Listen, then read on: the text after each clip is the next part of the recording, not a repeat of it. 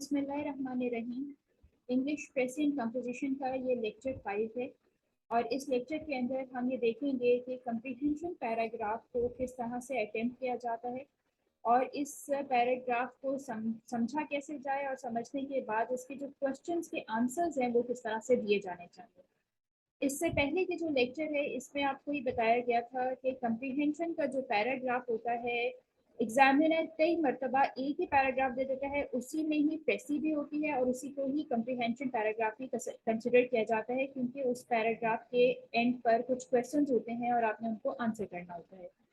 ये एग्जामिनर की मर्जी है कि वो किस तरह से पोर्ट्रे करना चाहते हैं, एग्जाम में किस तरह से क्वेश्चन देना चाहे। बहरहाल बे इसको करने का एक ही है और हम इस लेक्चर के अंदर तो कंप्रीहेंशन पैराग्राफ को देखेंगे, लेकिन अगर आपने प्रेसी करने का तरीका अभी तक नहीं सीखा है तो आप हमारे जो पिछले लेक्चर है लेक्चर 4, इसके 2 पार्ट्स हैं, वो दोनों पार्ट्स आप ज़रूर देख लीजिए। उससे आपको ये अंदाज़ा होगा कि प्रेसी जो है वो किस तरह से की जाती है। तो आज हम जिस पैराग्राफ को लेकर आए हैं उससे पहले कि हम उस पैराग्राफ को सॉल्व करना सीखें कि किस तरह से सॉल्व किया जाता है, पहले ये देख लिया जाए कि कंप्रीहेंशन को करने के क्या स्टेप्स हो सकते हैं। तो बेसिकली इसके 3 स्टेप्स हैं। सबसे पहले काम तो आपने ये करना है कि एक सरफेशियल रीडिंग देनी है पैराग्राफ को। ये मिनिमम 5 to 8 मिनट्स में आप कंप्लीट कर लें। हर सूरत में 5 मिनट में भी हो जाती है अगर आपकी रीडिंग स्किल्स डेवलप हो चुकी हैं। तो आपने करना ये है कि एक पैराग्राफ को गो थ्रू करना है, उसको पढ़ लेना है कि इसमें क्या चीज़ दी गई है। फिर आपने सेकंड स्टेप में जो काम करना है वो क्वेश्चंस को पढ़ना है। 2 दफ़ा आप क्वेश्चंस को पढ़ लें ताकि आपको ये आपके जहन में ये बैठ जाए कि एग्जामिनर ने पैराग्राफ के एंड पर जो क्वेश्चंस दिए हैं वो क्या हैं और उनको कहाँ पे ढूंढना चाहिए, पैराग्राफ के अंदर कहाँ पे ढूंढा जा सकता है। इसके बाद जो थर्ड पॉइंट आता है वो आपका डिटेल्ड रीडिंग का होता है। ठीक है, डिटेल्ड रीडिंग विद अंडरस्टैंडिंग। कोशिश करें कि ये 10 से 15 मिनट के अंदर इसको भी आप हल कर लें। यानी आपके जो पहले 3 स्टेप्स हैं, आपने सफिशिएंट रीडिंग दी, क्वेश्चन आंसर्स पढ़े और उसके बाद फिर उसको डिटेल्ड रीडिंग जो आप दे रहे होते हैं अंडरस्टैंडिंग के लिए, ये आपका हार्डली 20 मिनट के अंदर ये चीज़ें हो जानी चाहिए। ये टाइम मैनेजमेंट भी आपको साथ साथ ही करनी है, इसलिए मैंने साथ लिख भी दिया है कि आपको कितने मिनट्स में ये काम कर लेना चाहिए। But don't take pressure of 20 minutes. अगर आप इससे थोड़ा सा ज़्यादा भी चले जाते हैं तो डजेंट मैटर, आपने वहाँ पे सिर्फ अपने आप को मैनेज करना होता है, टाइम मैनेजमेंट आपकी चाहिए होती है। और प्रेसी एंड कंपोजिशन का पेपर अगर आपको आता है तो आप बहुत जल्दी कर लेते हैं। आपको प्रेसी के लिए भी और कंप्रीहेंशन के पैराग्राफ के लिए भी ठीक ठाक टाइम जो है वो मिल जाता है। एनीवेज ये आइडियल सिचुएशन है जो मैंने आप लोगों को लिख के सामने दिखा दी है।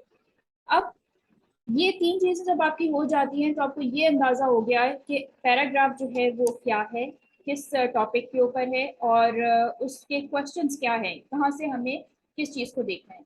अब कुछ डूज एंड डोंट्स हैं, उसको हम थोड़ा सा देख लेते हैं। सबसे पहले ये कि जब आप डिटेल रीडिंग दे रहे होते हैं तो जो थीम होती है उसको अंडरलाइन कर लें। और कई मरतबा ऐसा होता है कि एक पैराग्राफ में कई चीज़ें बताई हुई होती हैं, यानी कई थीम्स के ऊपर बात की जा रही होती है, लेकिन एक मेन थीम लाजमी कहीं ना कहीं पे होती है, आपने उसको ज़रूर अपने सामने रखना है। तो जो भी इंपॉर्टेंट चीज़ें आपको नज़र आ रही हैं, जो इंपॉर्टेंट पॉइंट्स नज़र आ रहे हैं, उनको अंडरलाइन कर लें। अगर सेंटेंसेस बहुत बड़े बड़े हैं तो उसको यकीनी तौर पर आपने समझने के लिए उसको तोड़ तोड़ के समझने की कोशिश करनी है। अपने आइडियाज़, अपने ओपिनियंस नहीं देने, उनको मिक्स नहीं करना। अभी एक जो पैराग्राफ अभी हम करने लगे हैं प्रैक्टिस के तौर पर, तो उसमें आपको अंदाजा भी होगा कि कितना ये वाला जो पॉइंट है, no mixing of your idea और ओपिनियन, ये कितना अहम है। क्योंकि जाहिर है एग्जामिनर के पॉइंट ऑफ व्यू से आप कभी उसके से अग्री नहीं कर पाते। ठीक है, तो ये अपने ओपिनियंस आपने नहीं देने हैं। आपने अपने ओपिनियंस उस वक्त देने हैं जब वो आपसे पूछें, तो स्पेसिफिक रहना है। अपने ओपिनियंस उस वक्त तक आप नहीं देंगे जब तक कि वो आपसे पूछेंगे नहीं। अगर उन्होंने एग्जाम पैराग्राफ के एंड के ऊपर जो क्वेश्चन दिया उसमें आपसे पूछा जाए कि आप क्या समझते हैं, तो आपने बताना है। अदरवाइज आपने जितने भी आंसर करने हैं क्वेश्चंस के, वो जो ऑथर ने, जो एग्जामिनर ने लिखा हुआ है उसी को ही देखकर आपने उनका जवाब देना है। तो बहुत ही स्पेसिफिक रहना है। ठीक है, इसके बाद ये कि टॉपिक आपको डेफिनेटली देखना पड़ेगा कि टॉपिक जो है वो क्या है। नॉर्मली पहले से दूसरी लाइन के अंदर टॉपिक मौजूद होता है। मेन थीम जो है वो भी फर्स्ट 2 to 3 लाइंस के अंदर मिल जाती है। और सपोर्टिंग डिटेल्स होती हैं। ये तो हम ऑलरेडी हमने कहा था कि जब हम प्रेस ही कर रहे थे तो हमने कहा था कि सपोर्टिंग डिटेल्स अलग कर लेनी है, मेन आइडिया अलग कर लेना और फिर अपने टॉपिक देखना है। तो कम्प्रीहेंशन के लिए भी मोर और लेस सेम वही रूल्स हैं जो प्रेसी के लिए हैं, सिर्फ इसमें एक चीज़ ऐड हो जाती है और वो ये कि क्वेश्चन को आप लोगों ने पहले पढ़ लेना है। आपने ऐसा नहीं करना कि पहले आप ने पैराग्राफ को पढ़ लिया फिर उसके बाद उसको बड़ी डिटेल से पढ़ा और फिर बाद में आप क्वेश्चंस कर रहे हैं। ऐसा कभी मत कीजिएगा, क्योंकि आपके अगर आपने क्वेश्चंस ऑलरेडी पहले ही पढ़े हुए होंगे तो आप बहुत आसानी से आपको पैराग्राफ में पता चलता जाएगा कि यहाँ से मैं क्वेश्चन नंबर 2 का आंसर निकाल सकती हूँ या सकता हूँ, और क्वेश्चन नंबर 3 का आंसर यहाँ से आ सकता है, क्वेश्चन नंबर 4 का आंसर यहाँ से आ सकता है। तो कम्प्रीहेंशन के इस पैराग्राफ को जब आप कंप्लीट कर लेते हैं, पढ़ लेते हैं, सब कुछ आपका हो गया है, तो फिर आपने जब आंसर्स लिखने हैं तो आपने उनको कोशिश ही करनी है कि अपने लफ्जों में लिखें। लेकिन बाज़ बार तो इतने कॉमन वर्ड्स होते हैं कि उनको इस्तेमाल के बगैर कोई चारा भी नहीं रहता। तो दैट डजंट मैटर कि आप से, लेकिन आपने टोटली वही लाइनें उठा के नहीं लिख देनी, उसको अपने वर्ड्स में करके लिखना है अगर आपको वोकैबुलरी की इशू आ रहा है तो जी ये आपके पास कम्प्रीहेंशन का पूरा एक स्टेप है, आपने इसको इस वे में देखना है और करना है। अब हम देखेंगे कि किस तरह से एक पैराग्राफ को किया जा सकता है। पहले हम ये करते हैं कि इस पैराग्राफ को एक रीडिंग दे देते हैं, ठीक है। फिर इसके बाद हम क्वेश्चन आंसर्स पढ़ेंगे जैसे जैसे हमने स्टेप 2 देखा था, और फिर उसके बाद डिटेल रीडिंग होगी। अच्छा, डिटेल रीडिंग में ऑलमोस्ट नहीं करूँगी, या अगर करूँगी तो उसको बहुत फास्ट करूँगी, क्योंकि इतना टाइम नहीं है कि मैं इस पे इतना ज़्यादा लगा सकूँ और मैं इतना इतना बता सकूँ, बट एनीवेज जितना भी हो सकेगा हम इसको देखेंगे क्या है। इन्होंने कहा है कि जी the third great defect of our civilization is that it does not know what to do with the knowledge. Science has given us powers fit for the gods, yet we use them like small children. For example, we do not know. अब इन्होंने मिसाल देना शुरू की है, लेकिन इन्होंने आगे देखिएगा कि बात क्या कहते हैं, we do not know how to manage our machines. ठीक है, अब जो मैंने तो ये पैराग्राफ पहले पढ़ा हुआ है, लेकिन मैं फिर भी आप लोगों को साथ साथ थोड़ा सा इसलिए समझा रही हूँ ताकि आपको ये पता हो कि ये क्या कहने की कोशिश कर रहे हैं और हमने इसमें करना क्या है। अच्छा, तो ये बेसिकली पैराग्राफ जो है वो किस हवाले से एक चीज समझ में आती है, we do not know how to manage our machines, then machines were not made to be man's servants. Sorry, machines were made to be man's servant, yet he has grown to depend on them, that they are in a fair way to become his master. Already, most men spend most of their lives looking after and waiting upon machines, and the machines are very stern masters. They must be fed with coal and given petrol to drink and oil to wash with, and they must be kept in the right temperature. And if they do not get their meals accept them, they grow sulky and refuse to work, to burst with rage and blow up and spread ruin and destruction all around them. So we have to wait upon them very attentively and do all that we can to keep them in good temper. Already we find it difficult either to work or play without the machines, and a time may come when they will rule us altogether, just as we rule the animals. अच्छा, इस पूरे paragraph में आपको एक बात तो समझ में आ गई कि that whatever he is trying to say, the author is trying to say is that कि जी जो मशीन्स हैं they are ruling human beings rather than human beings, जो जिन्हें रूल करना चाहिए। हम इनके सर्वेंट्स बन चुके हैं मशीन्स के, और मशीन्स जो हमारी मास्टर्स बन चुकी हैं। ठीक है, सेकंड पैराग्राफ देख लेते हैं क्या है। And this bring me to the point, अब वो अपना कोई पॉइंट ऑफ व्यू जाहिर करने की कोशिश कर रहा है। Which I asked, what do we do with all the time which the machines have saved for us and the new energy they have given us? On the whole, it must be admitted we do very little. For the most part, we use our time and energy to make more and better machines. but more and better machines will only give us still more time and still more energy. And what are we do to do with them? The answer, अच्छा यहाँ तक उसने बात क्या की है, उसने यहाँ पे आपको सिर्फ बताया कि अगर मशीन्स हमारे लिए कर क्या रही हैं, वो हमारे लिए आसानी पैदा कर रही हैं और हमें हमारे लिए टाइम निकाल रही हैं, यानी टाइम बचा रही है हमारा, और जो टाइम हमारा बचा रही हैं उसको हम दोबारा से इस्तेमाल करें मजीद मशीन्स बनाने में। अच्छा, the answer I think is that we should try to become more civilised. अब वो कहते हैं कि हमें तो बेसिकली सिविलाइज्ड होने की कोशिश करनी चाहिए for the machines themselves, and the power which the machines have given us are not civilization but aid to civilization. But you will remember that we agreed at the beginning that being civilized meant making and linking beautiful things, thinking freely and living rightly, and maintaining justice equally between man and man. Man has a better chance today to do these things than he had before.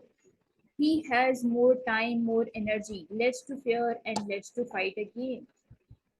If he will give this his time and energy, which his machines have won for him, to making more beautiful things, to finding out more and more about the universe, to removing the causes of quarrels between nations, to discovering how to prevent poverty, then I think our civilization would undoubtedly be the greater, as it would be the most lasting than there has ever been. ठीक है जी, अब ये जो last paragraph में यहाँ पे इस जगह से जो इन्होंने बात शुरू की है वो ये है कि लेजर और टाइम और एनर्जी तो मशीन्स हमें क्रिएट करके दे देती हैं, यही टाइम हम दोबारा मशीन्स बनाने में लगा लेते हैं, जबकि हमें कुछ सिविलाइज्ड होना चाहिए। और सिविलाइज होने का मतलब ये है कि हम कुछ ऐसी चीज़ें प्रोड्यूस करें जो कि क्या कर सकें कि लोगों के दरमियान में बेहतरी ला सकें, हम पॉवर्टी को रिड्यूस कर सकें, हम यूनिवर्स को बेहतर कर सकें, जो नेशंस के दरमियान में क्वर्ल्स हैं, लड़ाई झगड़े हैं, उनको ख़त्म कर सकें। तो ये उस पूरे एग्जामिनर का पूरा पॉइंट ऑफ व्यू है जो उसने सेकंड के अंदर उसको देखा। तो बेसिकली सेकंड जो पैराग्राफ है या सेकंड पैराग्राफ के अंदर एग्जामिनर ने अपने फर्स्ट पॉइंट को ही जस्टिफाई किया हुआ है कि जो मशीन्स हैं वो बेसिकली हमारी मास्टर्स बन चुकी हैं, वो हमें रूल कर रही हैं। अच्छा, ये पैराग्राफ आपने सफिशिएंट रीडिंग दे दी, अब आप इसके क्वेश्चंस पढ़ लें। इन्होंने पूछा है, instead of making machines our servants the author says that they have become our masters, in what sense has this become about. अब ये आपको बहुत आसानी से पता चल जाएगा कि क्योंकि हमने यहाँ पे मास्टर्स वगैरह का जिक्र पढ़ा था कि मशीन्स जो हैं वो हमारी मास्टर्स बन रही हैं, तो ये इस सवाल का जवाब यहाँ से आपको मिल जाएगा। यानी जो पहला सवाल है वो आपको बता रहे हैं कि एग्जामिनर या जो ऑथर है उसका कहना इस तरह से है कि मशीन्स हमारी मास्टर्स बनती चली जा रही हैं, वो किस सेंस में उसने ये बात कही है, तो वो आपको फर्स्ट पैराग्राफ से मिल जाएगी। सेकेंड क्वेश्चन उन्होंने कहा है कि the use of machine has brought us more leisure and more energy, but the author says that it has been a curse rather than a blessing. Why? तो उसने ये पूछा है आपसे कि मशीन्स आपको लेयर और एनर्जी तो दे रही हैं, लेकिन ऑथर इनको ब्लेसिंग नहीं कंसिडर करता, वो उसको कर्स कंसिडर करता है, बुरा कंसिडर करता है। तो उसकी रीजन क्या है, वाई? तो उसके लिए भी आपको यहाँ से जवाब जो है वो बहुत आसानी से मिल जाएगा, जो सेकेंड पैराग्राफ है, क्योंकि उसने यही बताया था कि मशीन जो होती हैं वो आपको ज़्यादा टाइम और ज़्यादा एनर्जी तो दे रही हैं, क्योंकि जो कि नहीं होना चाहिए। हमें बेसिकली क्या बनना चाहिए, हमें तो सिविलाइज्ड बनना है, ये हमारा टारगेट है। ज़्यादा टाइम और ज़्यादा एनर्जी हासिल करना नहीं है हमारा, और मशीन सिर्फ एड कर रही हैं सिविलाइज्ड होने में, सिविलाइज्ड कर नहीं रही हैं। अच्छा, थर्ड पॉइंट उसने हमें ये बताया कि पूछ रहा है हमसे ये कि what exactly is the meaning of civilisation. अब वो आपसे पूछता है कि सिविलाइजेशन का क्या मतलब है, और यही चीज़ जो है वो आप लोगों ने यहाँ पे भी देख ली थी जब उसने ये कहा था कि बीइंग सिविलाइज्ड मीन्स या सिविलाइज्ड होने का मतलब ये है। ये सेकेंड पैराग्राफ के अंदर हम देखते हैं,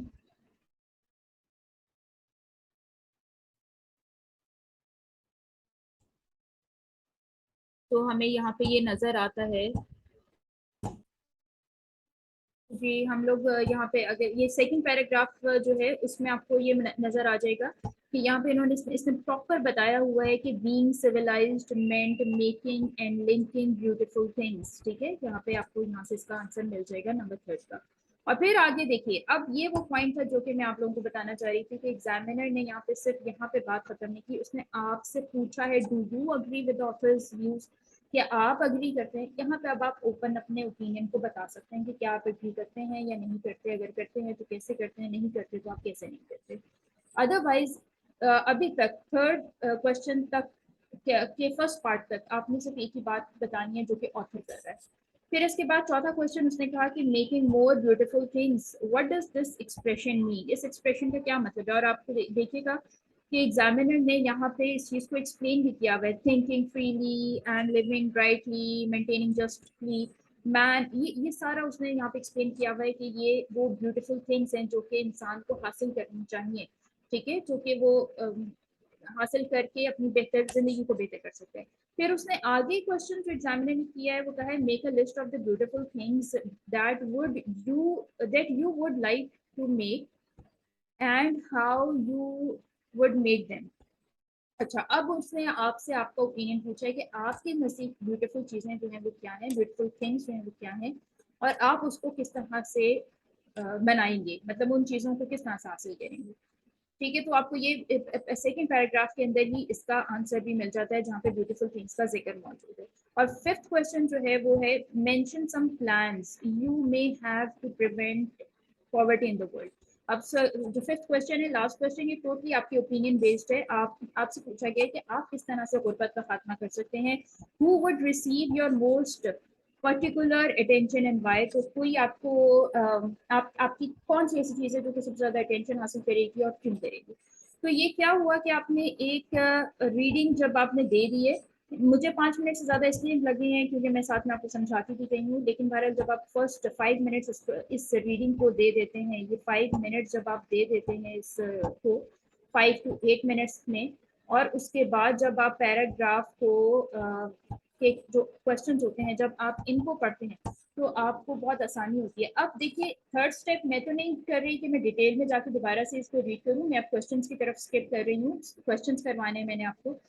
लेकिन अब आप जब लास्ट रीडिंग जो बहुत डिटेल रीडिंग होगी अच्छी तरीके से जिसको आपने देनी होगी, तो आपको खुद ब खुद ही पता चलता जाएगा कि ये हमारे क्वेश्चंस पूछे गए थे और ये हमारे पैराग्राफ थे, और इससे हम बहुत आसानी से पैराग्राफ क्वेश्चंस को आंसर कर सकते हैं। जी, तो यहाँ पे अब मैं बात करूंगी क्वेश्चंस की, जो क्वेश्चंस किए गए हैं उनके आंसर्स की। तो let's start with the answers. Question 1 है, इंस्टेड ऑफ मेकिंग मशीन्स और servants, the author says they have become our masters. In what sense has this uh, come about? अच्छा, अब देखिए इसी क्वेश्चन को मैं जानती हूँ फर्स्ट पैराग्राफ के अंदर इसका आंसर है, मैंने इसको इस तरह से लिखा है कि human beings are using machines to perform their task and for this they keep them in order. मतलब हमने क्या करना होता है, हमारी जिम्मेदारी होती है कि हम मशीन इस्तेमाल करें, उसको ऑर्डर में भी रखें, फंक्शनल भी रखें। They exert effort to keep machines working, और ह्यूमन बींग क्या करें, वर्क मशीन्स को प्रॉपर ऑर्डर में रखने के लिए अपनी एफर्ट भी लगा रहे हैं and bear huge cost to keep them efficient, और उसको वर्क के कंडीशन में रखने के लिए कॉस्ट भी बेयर कर रहे हैं। यानी thus machines need to be pampered by man. इसका मतलब ये हुआ कि मशीन्स को के लिए जरूरी है कि वो इंसान उनको पैम्पर करे। This dependency has increased to such an extent that machines have taken the role of ruler and has started dictating the man.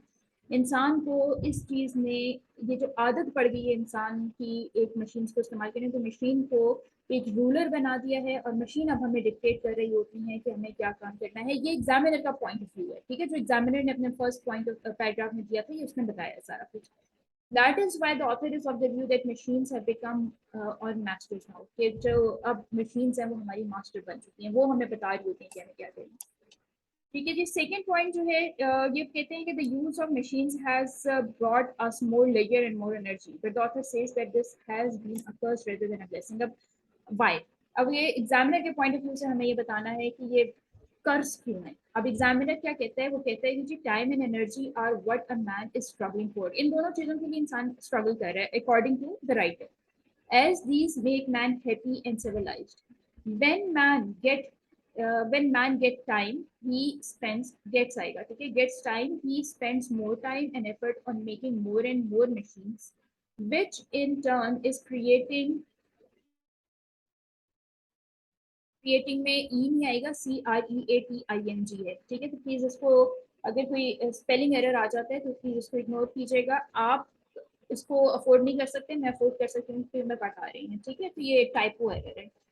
More layer and energy which actually is not required. बात ये है कि machines जो layer और energy produce किए जा रही हैं वो हमें नहीं चाहिए।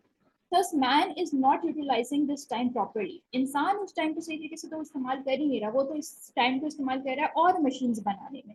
और इसने आगे नेक्स्ट पैराग्राफ में, ये जो सेकंड पैराग्राफ था, इसमें इस बात को ही बताया भी है कि हमें बेसिकली तो ये चाहिए कि इंसान जो है वो कुछ ब्यूटीफुल थिंग्स को प्रोड्यूस करे, लेकिन वो और मशीन्स को प्रोड्यूस कर रहा है। तो हमें ये इंसान को ये चीज़ नहीं चाहिए।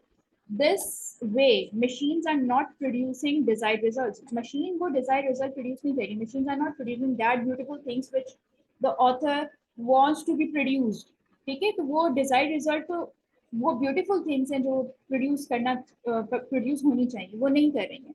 which is a curse and not blessing. इसी वजह से इसको कहा जाता है कि ये कर्स है, it's not a blessing. machines जो है वो कर्स है, ये according to the writer. Number third point उसने कहा कि what exactly is the meaning of civilization? Do you agree with the author's view? अब आपसे पूछा गया, आप इसको agree भी कर सकते हैं और disagree कर सकते हैं। According to the author, civilized means to serve humanity. Actually, जो beautiful things का वो जिक्र करता है वो यही कहता है कि humanity को serve किया जाए, which is the ultimate target of mankind. Mankind में भी MANK लिखा गया, प्लीज K को रिमूव कर दीजिएगा, अगेन ये टाइपो एरर है। He is of the view that machines are not serving humanity, rather producing easiness for human beings. यहाँ तक आपने इसका, ये जो बीइंग सिविलाइजेशन का मतलब है वो आपने एक्सप्लेन कर दिया कि सिविलाइज का मतलब है कि किसी को सर्व करना, और एक इंसान का जो अल्टीमेट टारगेट है वो भी वही है। राइटर का पॉइंट ऑफ व्यू ये है कि मशीन जो है वो ह्यूमैनिटी को सर्व नहीं कर रही बल्कि इजीनेस क्रिएट कर रही है बस ह्यूमन बींग्स के लिए। अब सेकेंड पार्ट वो ये कहते हैं कि आप अग्री करते हैं तो आप ये कहेंगे कि आप जो भी कहना चाहें, जैसे मेरा ये पॉइंट ऑफ व्यू था कि in my point of view machines are serving humanity, ये ह्यूमन रेस को सर्व कर रही हैं by improving the quality of life. आप एक और नजरिया देखें तो उनकी क्वालिटी इंप्रूव हो रही है लाइफ की।